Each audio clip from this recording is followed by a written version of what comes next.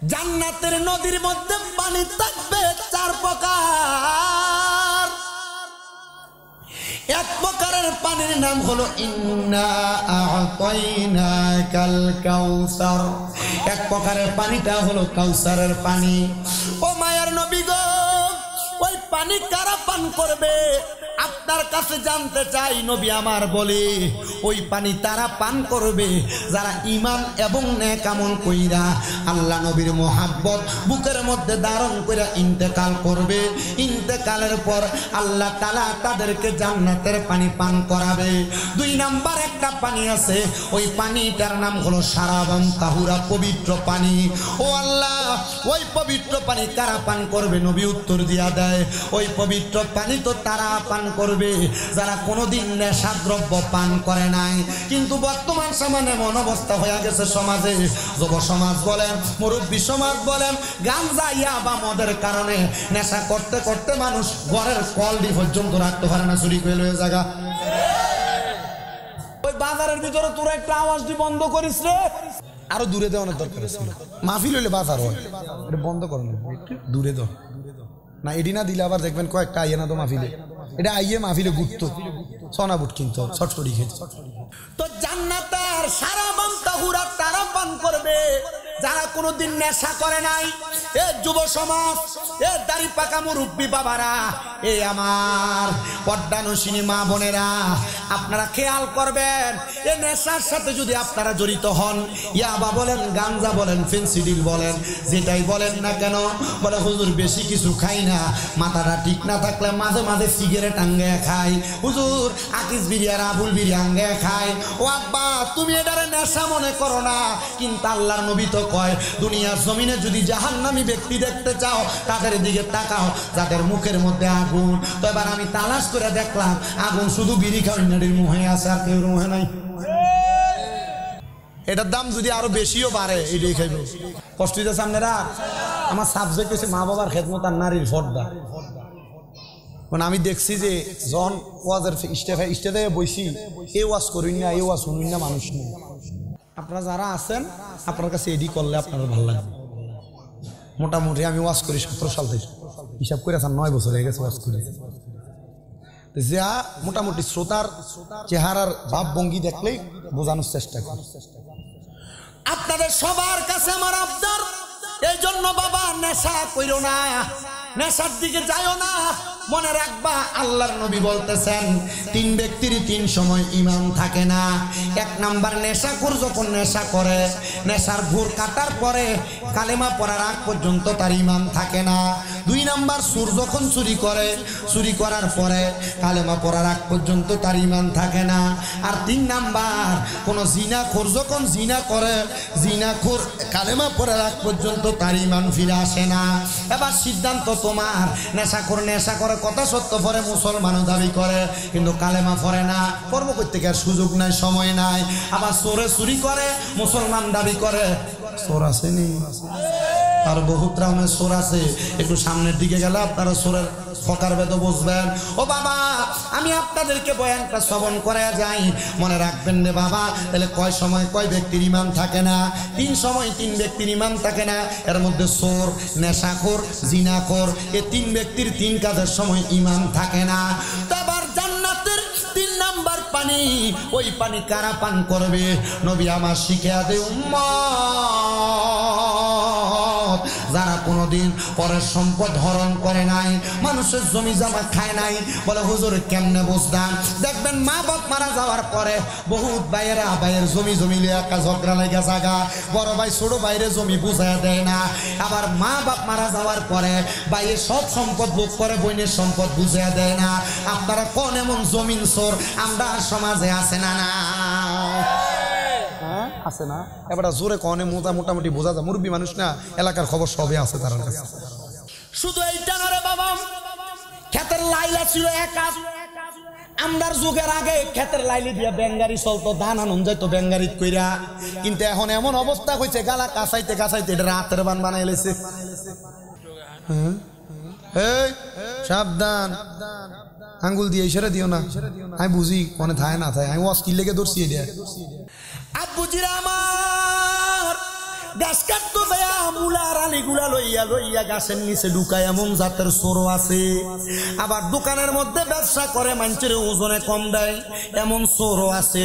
এমন সম্পদ দখলদারি আছে। আবার ক্ষমতার বলে গরিব মানুষের সম্পদ দখল করে এমন দখলদারও সমাজের মধ্যে আছে না নাই? ওই মানুষগুলা জান্নাতের মধু দুধ পান করতে পারবে না। আব্বাজিরা রোজার মাসের সামনে আইতাছে, এই রোজার মাসের ভিতরে তাকে দেখবা বাংলাদেশের বাজারের ভিতরে দ্রব্যমূল্য আলু, পেঁয়াজ, রসুন, তেল, চিনি, খেজুর, বুট, ডাল এগুলার গুদামজাত করব। বাজারে মালের সংকট দেখায়া মালগুলাকে সংকট দেখায় দামের মাল বাড়াই, মালের দাম বাড়াইব। এবার বেশি দামে দামে মাল বিক্রি করব। আপনারা কোন এমন ব্যবসায়িক নামক চোর বাংলাদেশে আছে না? না, এ সোনার বাংলাদেশে, সোনার বাংলাদেশ ততদিন আমি দাদা কইতাম না যতদিন সোনার বাংলাদেশের ছেলেরা সোনার ছেলে না হবে। এ যদি ওজনে কম দিয়ে চুরি করে, মিছা কথা কয়ে ব্যবসা করে, সোনার ছেলে হইল কই? এটা লোহা দো না সালি, আমরা মিলা হিসাব মিলা দিতে থাকা। আমার বাবাজিরা বন্ধুরা, 4 নাম্বার হলো জান্নাতের মধু। ওই জান্নাতের মধু কারা পান করবে জানো? বলে হুজুর কারা? আমাদের সমাজে বন্ধু বান্ধব চলাফেরার পথে দেখবেন একজন একজনকে নর্মাল ভাবে গালিগালাজ করে কথা বলে, স্বাভাবিক গালিগালাজ করে কথা বলে, যাও মুখের ফুট, যা তোমুখের ফুট, এমন গালিগালাজ করে কথা বলে। এবং দেখবেন ফায়সা কথা বলে, মিথ্যা কথা বলে। যারা কখনো মিথ্যা কথা বলে নাই, ফায়সা কথা বলে নাই, গালমন্দ করে নাই, তারাই জান্নাতের মধু পান করবে, জান্নাতের মধু। ও মায়ার নবী গো, আপনার কাছে জানতে চাই এদের অবস্থা কেমন? বলে এরা ফাসেক, যারা মিথ্যা কথা বলে, গালমন্দ করে, তারা ফাসেক। আব্বুজি মিথ্যা কথা কইও না রে, গালমন্দ কইও না, এটার কারণে আল্লাহ তাআলার কাছে আটকা পড়ে যাইবা, জিহ্বাটা আগুনের কেসি দিয়া কাটবো। আর যদি গালমন্দ মিথ্যা কথা এগুলা তুমি তোমার কান দিয়া শুনবার লাগা, যে জায়গায় গীবত হয় ওই জায়গার মধ্যে বইয়া থাকো, মনে রাখবা গরম সীসা গরম কইরা কইরা তোমার কান ঢালাই করবো। তো আমরা সমাজে সবচাইতে গীবতের জায়গা যেটা, এটা হলো চায়ের দোকান। এটার মতো গীবতের জায়গা বাংলাদেশের আর কোনো জায়গার ভিতরে নাই। আব্বাজি যখন দেখবা কোনো দোকানের মধ্যে কেউ কারণ নামে গীবত করে, ওই জায়গায় বৈশা থাইকো না, ওইটা চলে আসবা। কারণ এই গীবত যদি তুমি তোমার কান দিয়া শোনো, তোমার কানের মধ্যে গরম সীসা গরম কইরা একবারে তরল কইরা তোমার কান ঢালাই করব। বাঁচতে পারবা না রে, বাঁচতে পারবা না। এবার আপনারা বলে এমন বাজে কাজ, মন্দ কাজ আমরা সবাই ত্যাগ করার দরকার আছে না নাই? সাহাবায়ে কেরাম বলে নবী গো, বুঝতে পারলাম জান্নাতের মধ্যে নদী আছে, কিন্তু নবী ওই জান্নাতে আপনার উম্মতেরা কতদিন থাকবে? ওই জান্নাতে থাকবে খালিদিনা ফিহা আবাদা। কিন্তু আমার আল্লাহ তাআলার ঘোষণা ওই জান্নাতের মধ্যে থাকবে চিরস্থায়ী বাসিন্দা হইয়া। একটা শব্দ যোগ করে দিছে আবাদা, মানে জান্নাতে যে থাকবে, জান্নাত থেকে বের হতে চাইবে না। আল্লাহ তারা কারা? আল্লাহ তাআলার ঘোষণা রাদিয়াল্লাহু আনহুম ওয়া রাদওয়ান। তারা হইল ওই ব্যক্তি যাদের প্রতি আমার আল্লাহ খুশি, এবং যারা আমার আল্লাহর রাজি খুশি করতে পেরেছে। আমার আল্লাহ যাদের প্রতি রাজি খুশি হয়েছে তারাই হইল সেই ব্যক্তি। আল্লাহ ওই ব্যক্তিগুলা কে গো? আপনি পরিচয় দেন না। আমার আল্লাহ কয় যালিকা লিমান খাশিয়া রাব্বা। এরা হলো সেই ব্যক্তি যারা আমার আল্লাহর সব চাইতে বেশি ভয় করে। তো যে ব্যক্তি আল্লাহরে ভয় করে, এ ব্যক্তি কোনোদিন পরের হক খায় না, মিছা কয় না, মন্দ কথা কয় না, জমি দখল করে না, সুদও খায় না, ঘুষও খায় না। এবার কোন আল্লাহরে ভয় করি না, কোনোদিন সুদ খায়নি? আসেনি আপনার এলাকা? সুদ করে আছে। আমরা সমাজের মানুষের সুদ করে ধরে নিয়ে মসজিদের সভাপতি বানায়। আমরা সমাজের মানুষ এই ঘুষখুর সুদকুটিরে ধরে নিয়ে মসজিদের সেক্রেটারি বানায়। এলাকার সর্দার মাতাব্বরির দায়িত্ব নিয়ে হারাম কুটিরে দেয়। আমার বুঝে আসে না রে।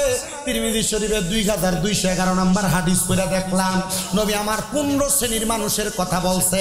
এর মধ্যে 8 নাম্বার যেই মানুষের কথা কইছে, নবী কয় কিয়ামতের আগে তোমরা দেখবা এলাকার মানুষ নিকৃষ্ট নিকৃষ্ট ব্যক্তিদেরকে সম্মানের জায়গায় নিয়ে বসাইব, নিকৃষ্ট ব্যক্তিদেরকে নেতৃত্বের জায়গায় নিয়ে বসাইব। এরা সম্মান পাওয়ার যোগ্য না, তবুও তারা নেতৃত্বগিরি দেখাইব। আব্বাজি তাকে দেখবা সমাজের দিকে এমন কাজ চলতেছে, আবার এমন অনেক অবস্থা আছে দেখবা মানুষ ডরে ডরে মানুষকে সালাম দিব, দেখবা সামনে দিয়া সালাম দেয়, পিছন দিয়া গোলামের ভূতকে গালি দেয়। সুদখোর, ঘুষখোর, হারামখোর, এগুলা সমাজে কমই একবার আছে। সুদখোর অভাব না, অনাবার বেড়াইতে সুদ খায় না, বাড়ি বাড়ি বেরিয়ে তারা কিস্তির নাম দিয়ে সুদের ব্যবসা করে। ও আব্বু, শুধু বেরিয়ে সুদের ব্যবসা করে না, এলাকায় মানুষ সুদখোর কইব, এর লাগে এলাকাতে সুদের টিহা চালে না। ক্ষেত পাথরে জায়গা জমি বেচা ব্যাংকে নিয়ে এককালীন 10-20 লাখ টাকা রাখে, নাম দিছে FDR। 10-20 লাখ টাকা রাখা 10 বছর পরে ডাবল ডাবল তোলে, এমন ন্যাশনাল সুদখোর বাংলাদেশে আছে না? আরেকটা সুদ, আপনার বউ আপনারা ফার্ম দিয়ে খাবা। হুজুর এটা কোনটা?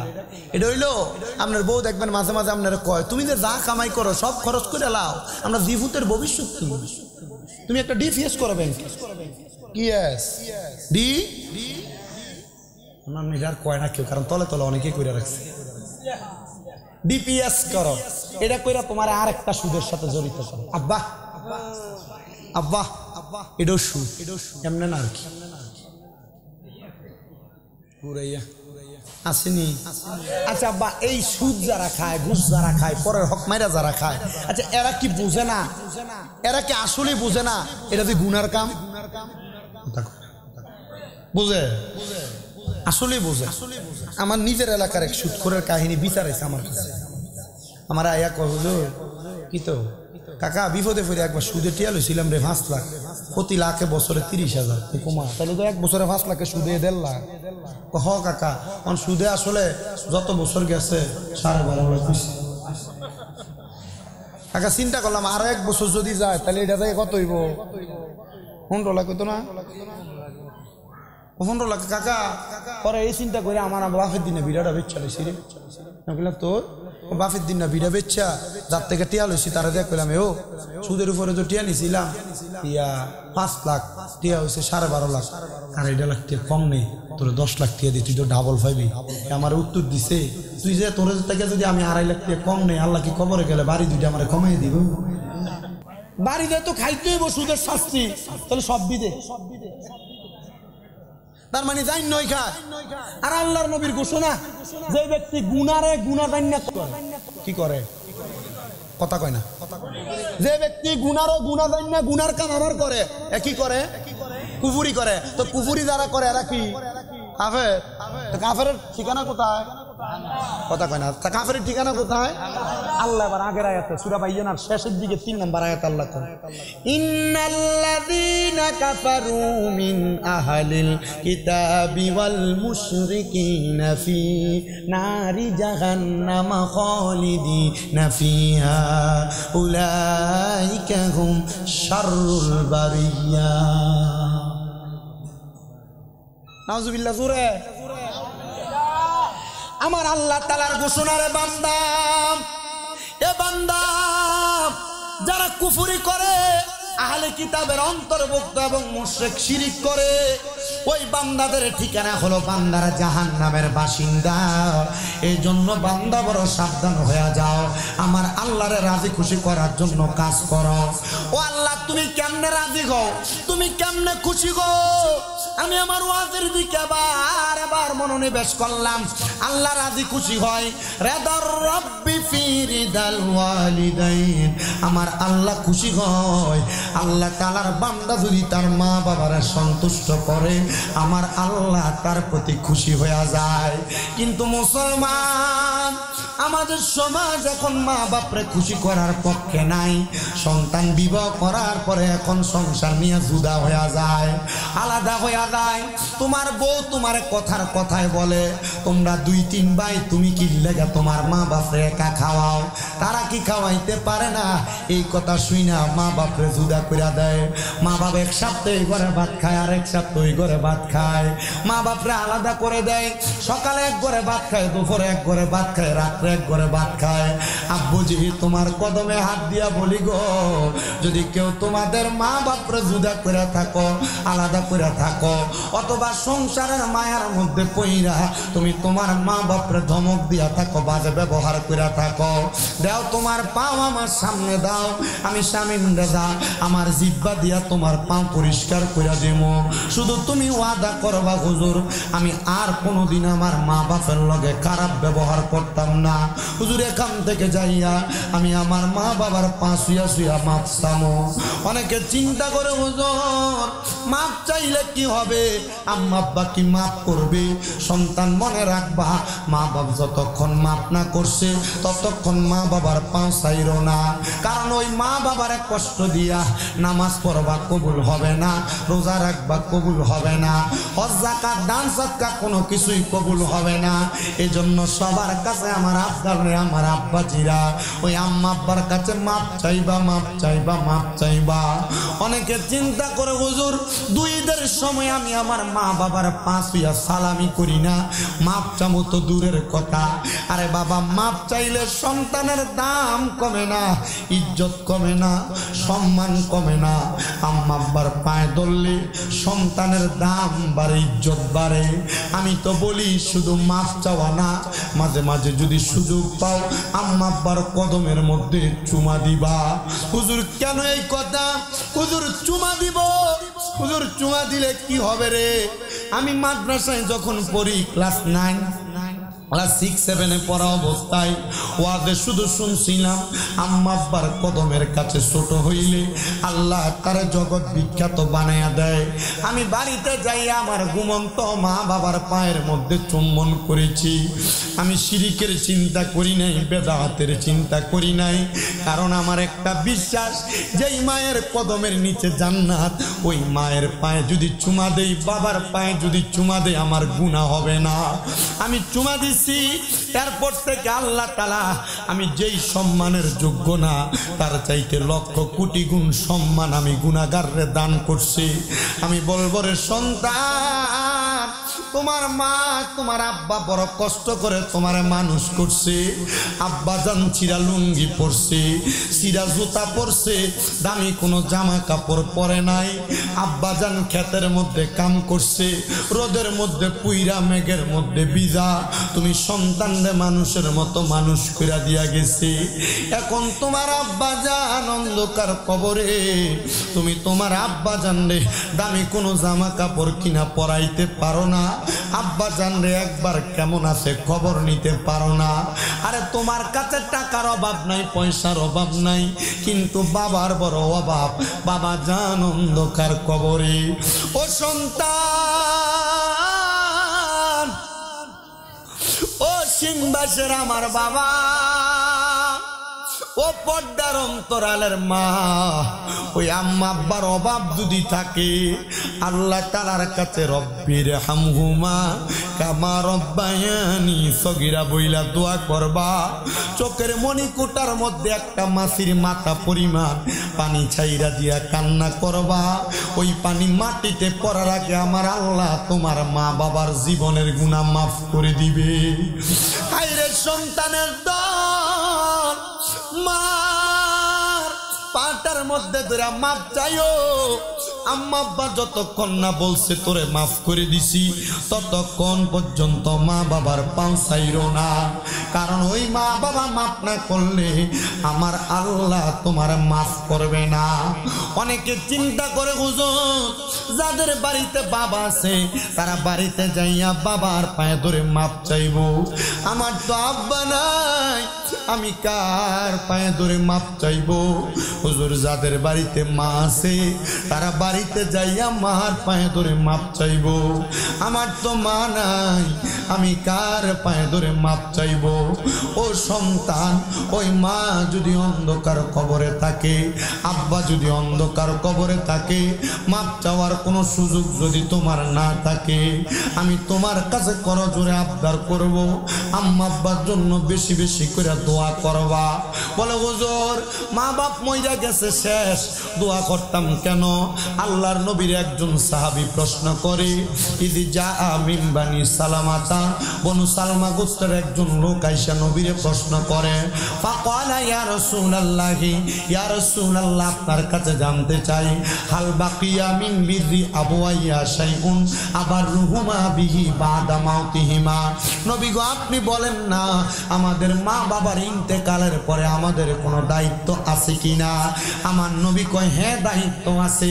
এক নাম্বার দায়িত্ব হলো আসসালাতু আলাইহিমা, তোমরা তোমাদের মা বাবার জন্য দোয়া করবা।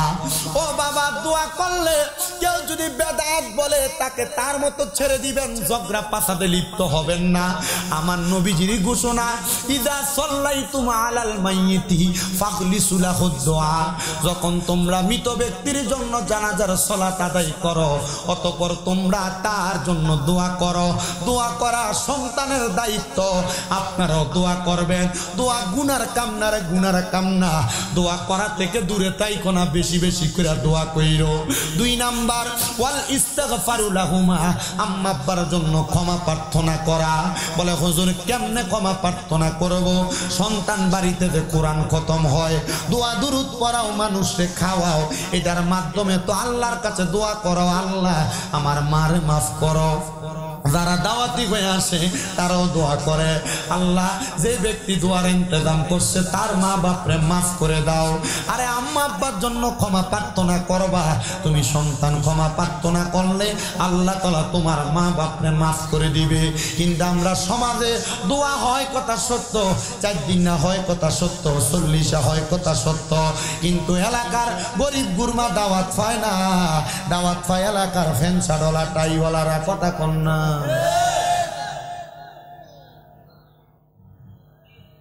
কি মরার পরে যে মানুষের খাওয়াইবা, তো তুমি খাওয়ানোর লাগে তুমি যে দাওয়াত দিছো টাইওয়ালা দিবি, গরিব গুরমার দাওয়াত দেয় না। প্রত্যেক দিন প্রত্যেক ওয়াক্ত গোস্ত খাওয়াস খায়, এরা দাওয়াত দিয়ে বই রয়েছে। মা কথা কয় না, তো তুমি দাওয়াত দিবে গরিব রে, কারণ ইসলামের উত্তম কাজ হলো কলা তুতাইমুত তাম, অপরকে খাদ্য খাওয়ানো। তারে খাদ্য খাওয়াইলে যদি আল্লাহ তাআলা তোমার মা বাপ আর আল্লাহর রাস্তায় খানা মত ও আল্লাহ নি দাওয়াত দেয়, তো গরিব গুরমারে খাবানো খাবাইও, বেশি করে খাবাইও। খাবাইবানি আব্বা, কথা কয় না? হ্যাঁ খাবাইবেন নি? বলে হুজুর আমরা তো খাবাই তো মানা করি, এগুলা না যায়। আর বাবা যে কইছে তারে কইতো, এবারে কিপটে কাঞ্চের খাবাইতো, কথা কয় না? যেগুলাই খাবান হ্যাঁ অনমূল্যে খাবাই না কেন? এরা কিপটা কিটা এ বখিল, এ মানুষের খাবাইতো না, কমি দেব ঠিক নেই, কমি দেব, এল্লা খাবাইতো না। আরে কইতে থাক কি আর যদি কেউ যদি কয় যে আসছিলে আর কান লই গেছে, আর কি সিলের পিছনে দৌড়া মনে হাত দিছাম, আর যদি ক বেদাত হারাম শিরক, আর এগুলো শোনার দরকার নাই। আয় খাবো আর মন চাইছে, আরাম মাব্বাল্লাই খাবাই দিছে, খা ইচ্ছা মতো খা, রু দোয়া করবো, কথা কয় না? খা, আল্লাহ কবুল করো, আমিন কর। আপনারা কষ্ট হইতেছে? জিগুন কমাইছে, ইগুনের দাবাত দিয়ে না, যদি ফককে কথা কইতে দাবাত দিয়ে। তোরা ওয়াজ করতাম কেমনে? এনে এক একজন শ্রোতার কাছে আধা ঘন্টা 1 ঘন্টার ওয়াজ আছে।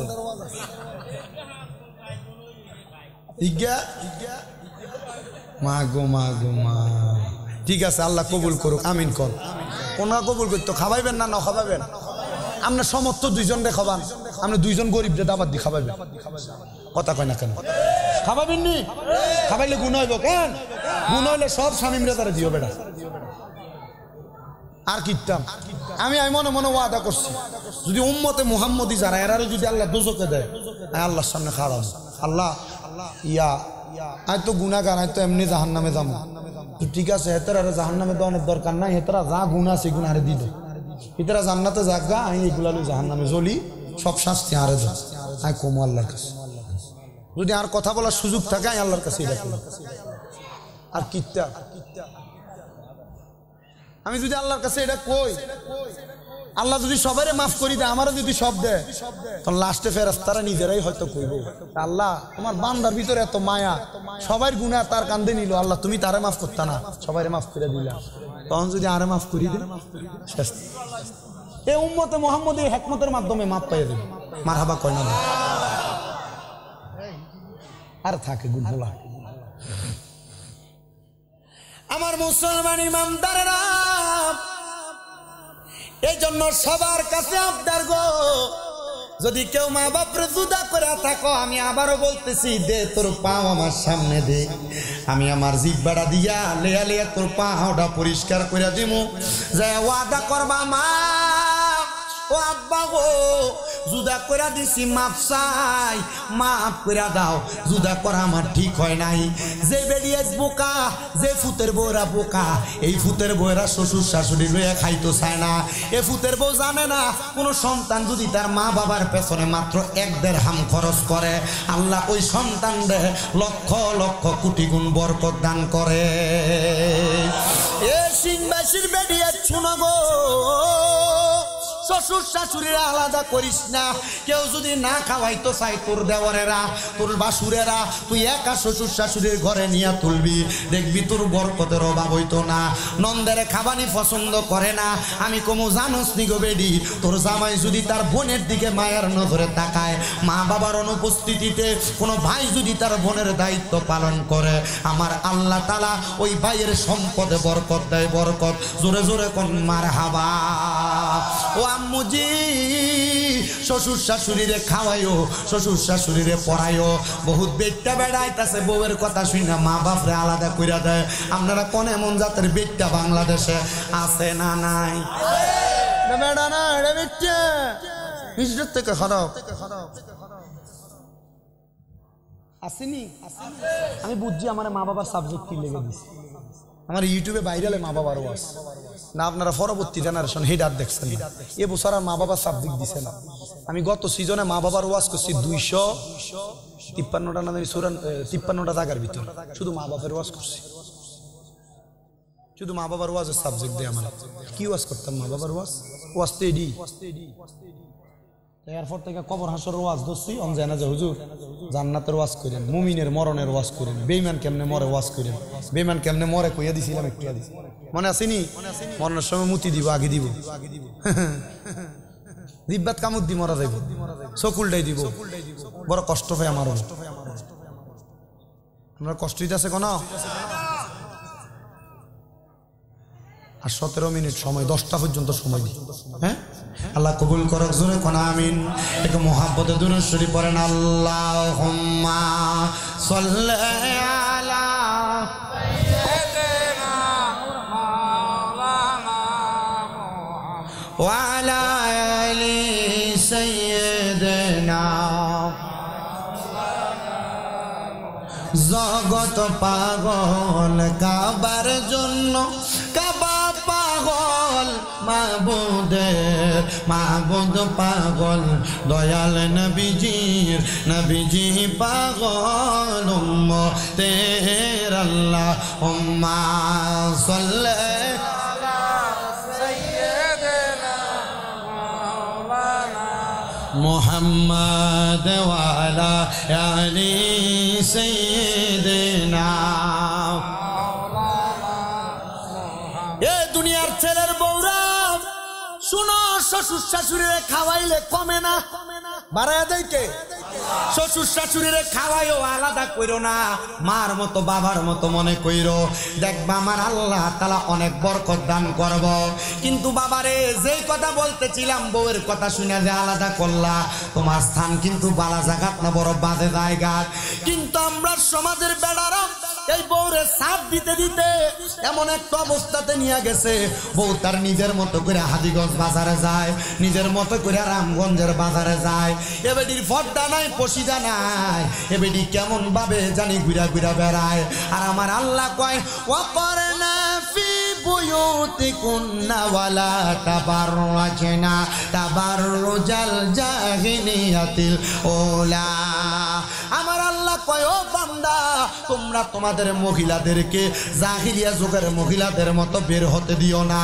আরে এমন ভাবে বের হয় বিদায় ইফটিজিং এর শিকার হয়, ধর্ষণের শিকার হয়। ও আব্বুজি আপনি বের হতে দিবেন দূরের কথা, আপনি নিজে আপনার বউয়ের ফাতলা কাপড় পরান, আপনি নিজে আপনার মাইয়ারে টাইট ফিটিং জামা কিনা দেন।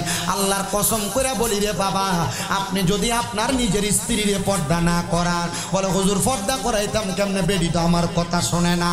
আসলে সত্য, বেড়াইত মানুষ এরা বউয়ের কাছে যায় ধরা খেয়া যায়, কারণ এ বউয়ের কাছে আর মার কাছে দুই জিনিস চলে না। পিরালি আর মোল্লাগিরি হুজুরগিরি বউ আর মার কাছে চলে না। আব্বা মনে রাখ করে তুমি যেইটা কও না কেন, তুমি নামাজ পড়ো, রোজা রাখো, হজ করো, যাকাত দাও, কিন্তু তোমার বউটা তোমার মাইয়াটা বেফরদা ঘুরে, এ নামাজ দিয়া কোনো কাম হইতো না রে বাবা। আব্বাজি শুইনারা করে শুইনা রাখো পর্দার অন্তরালের মা বোনেরা। মা বোনদের গলার আওয়াজ যদি কোনো পরপুরুষ শোনে, তাদের আমল নামার মধ্যে কবিরা গুনাহ হয়। আর আমরা সিংবাসের বেরিয়া নিজের ফুতের নাম নইন না হইলে একবার থেকে ডাকবে নইন না কইরে তিনবারই শোনা যায়। আপনারা কোন এমন জাতের বেরি সোনার বাংলাদেশে আছে না? না এই দিয়ে কইব এ বক্তা দাওয়াত দিছে আপনারা বেজ্জত করবার লাগে দরকার আছে নি? পর্দার অন্তরালের মা, তোমার গলার আওয়াজ কোন পরপুরুষ শুনলে কবিরা গুনাহ হবে। আরে মুসলমান শুধু তাই না রে, তাই না, আরে শুধু তাই না, পর্দার অন্তরালের মা বোনেরা যদি পর্দা না করো, তোমাদের তিনটা শাস্তির কথা আমি বলে দিয়ে যাই। নবী আমার বলেন, আমি নবী যখন মেরাজের মধ্যে গেলাম, মেরাজের মধ্যে যাওয়ার পর আমি নবী জাহান্নামের দিকে তাকিয়ে দেখলাম তিন জাতের মহিলা দেখা যায় জাহান্নামে। এক জাতের মহিলা দেখছি রে, যাদের জিহ্বাটা আগুনের কেচি দিয়া কাটা হইতেছে। ওই মহিলার অন্য কোনো মহিলা না, ওই মহিলা হইল তারা যে মহিলা তাদের স্বামীরে তাদের সন্তানরে গজব দেয়।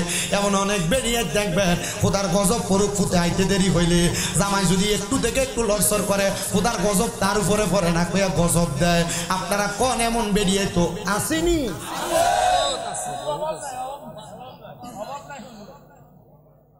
বেরিয়েছি চিন্তা করবো, এতক্ষণ ভালোই লাগছে, উল্টা হাল্লা কেন? ও মা, নবী বলেন দুই নাম্বার আরেক জাতের মহিলা দেখছি রে, যাদের চুলের মধ্যে দইরা আগুনের মধ্যে শেক দেওয়া হইতেছে, যাদের চুলগুলাতে ঝুলে দুলে আগুনের উপর শেক দেওয়া হইতেছে। নবী গো তারা কারা? তারা কারা গো? আমার নবী কয় ওই মহিলা হলো তারা, ওই মহিলা হলো তারা যেই মহিলারা তাদের মাথার চুলের খোফাটা ওটার কুজের মতো, মানে গরু চুড়ির মতো উঁচা করছে। চুড়িটা যেমন উঁচা দেখবেন আপনার মাইয়া, আপনার বইনে, আপনার বউয়ে, আপনার মা এমনি চুল বান্ধে, মাথার চুল বান্ধে, কপাল থাকে চুল থেকে 4 আঙ্গুল নিচে দিয়ে চুলটি ফুলা হইয়া থাকে, স্কেপ ফেসাইলেও দেখবেন চুলটি উঁচা উঁচা থাকে। আমার নবী কয় এই মহিলাদেরকে চুলের মধ্যে ধইরা ধইরা আগুনে শেক দেওয়া হবে। 3 প্রকার আরেক জাতের মহিলা দেখছি, যাদের স্তনের মধ্যে গরম রড লাগাই দিয়ে আগুনের উপর ঝুলে শেক দেওয়া হইতেছে। ও মহিলারা এরা কারা জানুনি? এরা হইল সেই মহিলা যারা পোশাক পরে উলঙ্গ ছিল। আপনার বাড়ির বোনেরা, বাবিরা, খালারা, চাচিরা দেখবেন এমন কাপড় পরে, এটা শাড়ি না মশারি এটাও বোঝা যায় না। এমন ছোট ছোট জামা পরে, ওই ছোট ছোট জামার কারণে তার দেহের অঙ্গভঙ্গি বোঝা যায়। পর্দা করবার লাগে বোরকা পরে, বোরকার উপর দিয়া পুরা শরীরে স্ট্রাকচার বোঝা যায়। আপনারা কোন এমন পর্দার নামে আধুনিকতার ছোঁয়া বাংলার বেডিয়াইতের উপর আছে না? না, পোশাক পইরেও উলঙ্গ, পোশাক পইরেও এই জাতের মহিলারা একবার স্তনের মধ্যে গরম রড লাগাই দিও। মা, স্তনের মধ্যে গরম রড লাগাই দিয়ে আগুনে ঝুলাইব। তুমি পোশাক পরছ, তোমার পোশাকের উপর দিয়ে শরীরের আকার আকৃতি বোঝা যায়। আমি মনে আছে আমাদের কুমিল্লা সুজানাগড় এলাকা আমার এক মামু শরীফ ট্রেলার, আমি তার জিগাইলাম জামা সিলাই করতেছে তো, ও কাকা মামা বেডিয়াইতের জালো বাসি না রে। বললাম কি তো হইছে? কবে আজকে সানরাইতের দিন জামা সিলাই করে নিছে 14 রোজা গায়ে দিয়া সানরাইতের দিন চেক করতে লাগছিল, ঠিক আছে নি? এটা বলে হস হয়। কি তো ডোলা হয়, ডোলা এটা বলে ডোলা এখন আইনা দিছে ক এই ডাইরেক্ট কাম বন্ধ করে কি এটারে এখন সীমাকরণের সময় আছে, এটা টাইট করণের সুযোগ আছে বেটা। আমি বললাম তো মামু এটির ওয়াজ করতে পারো না, যেটি টাইট ফিটিং জামা পরে। এখন মামু ওয়াজ আছে তো আমার কাছে। ওয়াজ কিটা? আমি কই ওয়াজ দইল এইটা যে সমস্ত মহিলারা পোশাক পরে উলঙ্গ ছিল এই সমস্ত মহিলাদেরকে আল্লাহ তাআলা কবরে গেলে ওই যে আযাবের ফেরেশতা দিয়ে গরম লোহার শীত লাগে স্তনের মধ্যে ঝুলাইব। মামু মামু এটি বেটি তো জানে না? আমাকে জানে মানে কথা কন না কেন? আপনার নামাজ পড়েন, আপনার বউ বেফরদা, আপনার নামাজ পড়েন, আপনার বউ আপনার জিয়ে বেফরদা, আব্বা নামাজটা কবুল হইব নি গ্যারান্টি নেই। কথা কয় না খা ওমা এবার হাফিজ সাহেব কিসা এবার বউ আছে না রাস্তার কান্দা ছাতা কুড়ে, এবার হাফিজ সাহেব এবার জিয়ে গায়ে হলুদের অনুষ্ঠানে নাচে।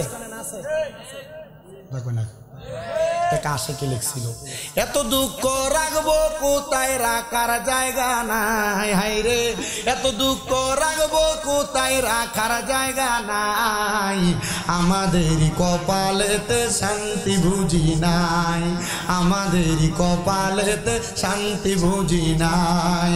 5 ওয়াক্ত নামাজ পড়ে কপালে তার দাগ, মক্কাতে যায় হজ করিতে লাগে হাজি সাহেব, মক্কাতে যাই হজ করিতে লাগে হাজি সাহেব, চা দোকানে পয়সা হাজি টেলিভিশন চাই, ভাইরে চা দোকানে পয়সা হাজি টেলিভিশন চাই, হিন্দি গানের তালে তালে পা দুটি লড়াই, এত দুঃখ রাখবো কোথায় রাখার জায়গা নাই, বলেন এত দুঃখ রাখবো কোথায় রাখার জায়গা নাই, আমাদের কপালেতে শান্তি বুঝি নাই, সুদে ঘুষে জীবন কাটে পরে দুর্নীতি, এমন লোক হয় যদি মসজিদের সভাপতি, মসজিদের সভাপতি হয়নি, সুদে ঘুষে জীবন কাটে পরে দুর্নীতি, এমন লোক হয় যদি মাদ্রাসার সভাপতি, মাদ্রাসার সভাপতি। দুঃখ আছে দুঃখ আছে জীবন ভরা বলার জায়গা নাই, বলেন দুঃখ আছে জীবন ভরা বলার জায়গা নাই, আমাদের কপালেতে শান্তি বুঝি নাই। আসি এবার হাদিস সাহেবরাম মুরব্বীরাম বেনামাজিরা বেড়া মানুষরা শোনো নবীজির ঘোষণা রে ঘোষণা, যদি তোমরা তোমাদের স্ত্রীদেরকে তোমার মাইয়াকে তোমার বোনকে তোমার মাকে পর্দা না করাও, একটা মহিলার কারণে কমপক্ষে 4 জন ব্যক্তি দুজকে যাবে, জবান বন্ধ নাই জোরে কোন মহিলার কারণে কয় ব্যক্তি জাহান্নামে যাবে? একটা মহিলার কারণে 4 ব্যক্তি দুজকে যাবে। 1 নাম্বার, কোন সন্তান যদি তার মারে পর্দা না করায়, কোন সন্তান যদি তার মারে পর্দা না করায়, তাহলে ওই সন্তান তার মায়ের কারণে দুজকে যাবে, মায়ের কারণে। কোন ভাই যদি তার বোনকে পর্দা না করায়, ও ভাইয়েরা বোনেরা যে মোটরসাইকেলের পেছনে নিয়ে ঘুরা ঘুরা বেড়াও, মনে রাখবা কোন ভাই যদি তার বোনরে পর্দা না করায়, ওই ভাইটা তার বোনের কারণে দুজকের আগুনে জ্বলবে। 3 নাম্বার, দুনিয়ার জমিনে কোন স্বামী যদি তার স্ত্রীর পর্দা না করায়, তাহলে ওই স্বামীটা তার স্ত্রীর কারণে দুজকে যাবে। আব্বাজি সাবধান, সতর্ক, তুমি তোমার বোমার স্ত্রীকে পর্দা করাইও। আর অনেক বেটারা মনে করে একটা মাইয়া মানি একটা জান্নাতের মালিক, 3টা মাইয়া মানি নবীর লগে জান্নাতে থাকবো। বেটা মানুষ মনে রাখবারে, মাইয়া মানি জান্নাত কথাটা সত্য, তবে জান্নাতির মতো ফালন লাগবো। তোমার মাইয়া দি গায়ে হলুদ হইলে ডেক্সেট বাসাইয়া নাচতে থাকে, তো এই মাইয়ারে দিয়া তুমি কেমনে জান্নাত পাইবা? ওই মাইয়াটারে যদি কোনো বাপে পর্দা না করায়, তাহলে ওই মাইয়ার যখন দুজকে দেওয়া হবে, ওই বাপে মাইয়ার সাথে সাথে দুজকে যাবে। এবার বলেন সবাই পর্দা করার দরকার আছে না নাই?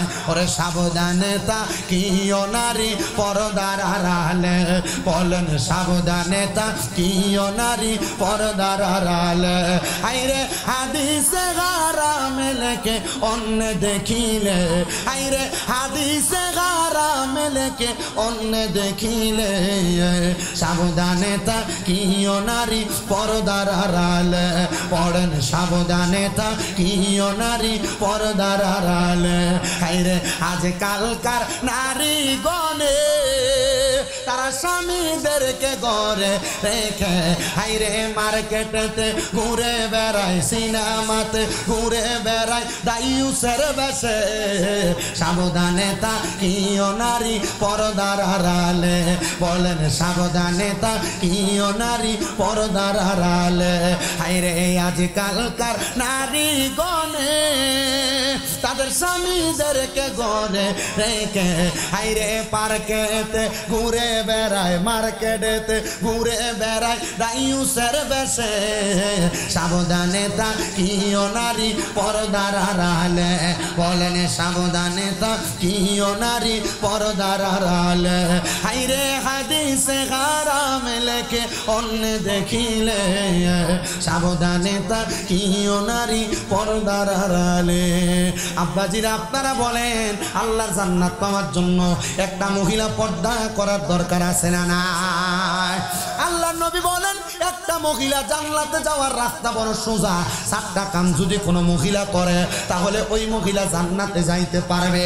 নবী গো কোন চারটা কাম? আপনি নবী বলেন না, আমার নবী কয়ে কোনো মহিলা যদি নামাজ পড়ে, কোনো মহিলা যদি পর্দা রোজা রাখে, কোনো মহিলা যদি লজ্জাস্থানের হেফাজত করে, 4 নাম্বার কোনো মহিলা যদি স্বামীর আদেশ মাইনা চলে, ওই মহিলাটা জান্নাতে যাওয়া একবারে সহজ। মহিলা নামাজ পড়ে, রোজা রাখে, লজ্জাস্থানের হেফাজত করে কিনা সেই জানে, কিন্তু জামাইর কথা বেরিয়ে শুনতে চায় না, এটা বাস্তব। কিতাও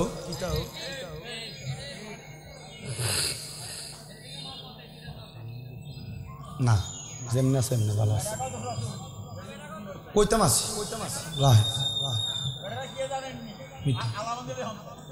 এটা কোন না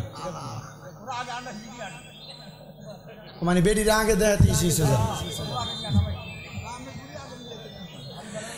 এ শুনান, যদি কোন ঘরের মধ্যে দেখেন বেড়ার আগে বেডি সর্দারি করে, ও বাবা তিরমিজি শরীফের যে হাদিস বলছিলাম 2211 নম্বর হাদিস বলছি, নবী আমার কয় কিয়ামতের আলামত হইল যখন দেখবা কোন ঘরের মধ্যে স্বামীর উপর দিয়ে স্ত্রী সর্দারি করে, মনে করবা কিয়ামত দূরে নাই, কিয়ামত অতি কাছে, তোমরারে পাকড় করবে, আযাব গজব দিয়ে আল্লাহ পরীক্ষা করব।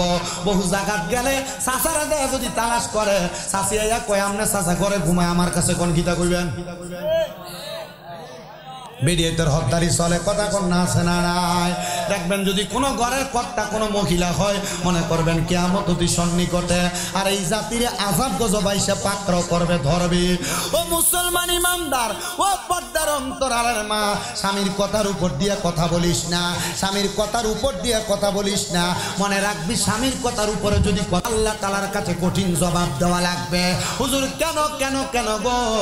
স্বামীর কথা যারা মানে না, স্বামীর ওয়াদা যারা মানে না, ওই ব্যক্তিগুলা জাহান্নামের অতল ঘরে হত ভরে থাকবে মহিলারা। আল্লাহর নবী তো এই কথা জানিয়ে দেয়, কোন মহিলা যদি তাদের স্বামীর কথা না শোনে, কোন মহিলা তার স্বামীর আদেশ ছাড়া বাবার বাড়ি তো যাইতে পারবে না। আর বেটি বাবার বাড়ি দূরের কথা, জামাইয়ের ঘুমে রাইকা পুরা রামগঞ্জ বাজার ঘুরে চলে আইয়ে জামাইয়ের খবরও থাকে না। আসতেছে নিয়ে আসেন, আরো আসতে আরো আধা ঘন্টা আগে শেষ।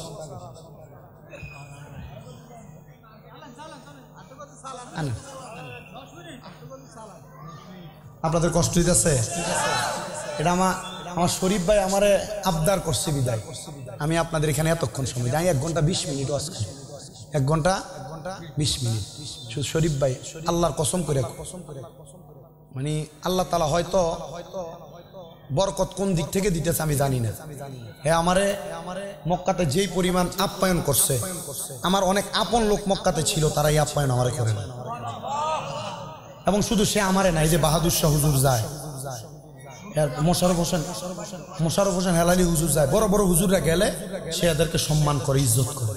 আমি শুধু এরে কইছি ভাই আমার মাল দিত মনে, আমার ব্যাগটা থাকতো না, আমার লাগে পরের দিন সকালে আবার ব্যাগ লয়ে হাজির। ব্যাগ না টলি, দামি টলি নিয়ে আমার মক্কা থেকে জেদ্দায় নামাই দিয়েছে। ভাই একার 500 রিয়াল হইলো মানে মোটামুটি 200 রিয়াল হইলো তো ভাড়াটা হুজুর আমনে আনলে কি করবে টিয়া দিবেন কিতেন টিয়া তো বহুত মানুষ কামাই করে কইতুন ভাড়া নিব কে আর উল্লে আরো খাবা যে কষি উটের গোস্ত সৌদি আরব বেশি দাম এই কষি উটের গোস্ত দিবা আর খাবা এই জন্য আমি মূলত তার আন্তরিকতা আমি খুব খুশি আমি যখন দাওয়াত রাই আমি এবারে কইছি ভাই আর কিন্তু টিয়া আগে দিই দল লাগে এবারে কইছি হুজুর এক সপ্তাহ আগে দিয়ে দিন কিন্তু হেরা আপ্যায়ন দেখে আর কাছে মনে হয়েছে এতে টিয়ার দরকার নেই আর পরশু দিন তাই কইতেছে হুজুর আপনি বিকাশে টাকা ছেড়ে দিতেছে আগের দিন আমি কইছি জি না আপনি টিয়া লই চিন্তা করেন নাই মাহফিলে যাবো আলহামদুলিল্লাহ আসার পরে যে আমাদের স্যার ওনাদের ব্যবহার আচার আচরণ খুব সুন্দর মাশাআল্লাহ আপনাদের এই ব্যবহার আচার আচরণ ভদ্রতার সহিত বসে থাকা বহুত মাহফিলে কেরেঙ্গার অত্যাচারের কারণে ওয়াজ করুন যায় না বক্তা কথা বলতে পারে না আপনাদের এই সতর্কতামূলক বসা সুন্দর শালীনতা আল্লাহ যেন আমাদেরকে এখানে যেভাবে আরাম আয়েশ করে বসছি আল্লাহ যেন আমাদেরকে মরার পর জান্নাতে সুন্দর একটা জায়গায় নবীর সামনে বসার সুযোগ করে দেন আমরা বেশি কিছু চাই না এতটুকু চাই যেই কথা বলতেছিলাম মহিলারা স্বামীর আদেশ মানতে চায় না ছোট্ট একটা ওয়াকিয়া কই আমি আমার ওয়াজটা শেষ করি মা মনে রাখবা স্বামীর আদেশ না মানলে দুজকে যাওয়া লাগবে দুজকে বলো হুজুর কেমনে মানতাম পানিটা দিতে একটু দেরি হইলে গাল বেড়ে খিসে কি মহিলা মানুষ আল্লাহ তাআলা আদম আলাইহিস সালাতু ওয়াস সালামের বাম পাথরের বাঁকা হাড় দিয়ে বানাইছে তা আপনি এটাকে বেশি টাইটও দিয়েন না বেশি ছাড়ও দিয়েন না নরমাল ভাবে চালায়েন বলে হুজুর কিছু করতে পারি না রাগ করে বসে থাকে আব্বা রাগ করলে ছাইরা দিয়েন দেখবেন ঠিক হয়ে যাবে কিন্তু আপনি যে গাল বেড়ে মারেন নবী কয় মাইরো না রে মাইরো না এটা তোমার কাছে সাময়িক সময়ের মেহমান আমি আমার আল্লাহ আবার তোমার কাছ থেকে ফিরিয়ে নিয়ে যাবে কিন্তু আমরা মারিও মারি লগে বেডির মা বাপের নাম দিল মুখ মারানি জি কইয়া গালিও দেই নবী কয় হে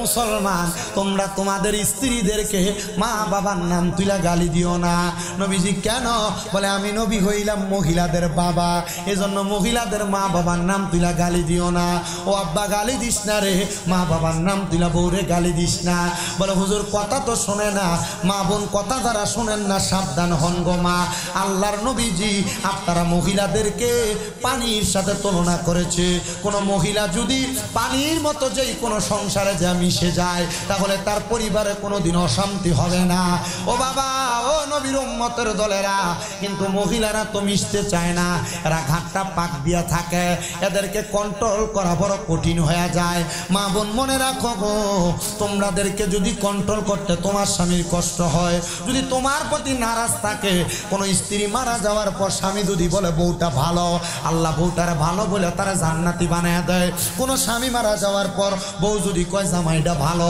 আল্লাহ তার ভালো মনে করে জান্নাত দিয়া দেয় ও বাবা এজন্য স্বামী স্ত্রী দুইজনকে খুশি রাখবা কিন্তু লাগিয়া জায়গা বাইরে বাইরে লাগেনি আল্লামা শেখ সাদী রহমতুল্লাহ ভালো আলেম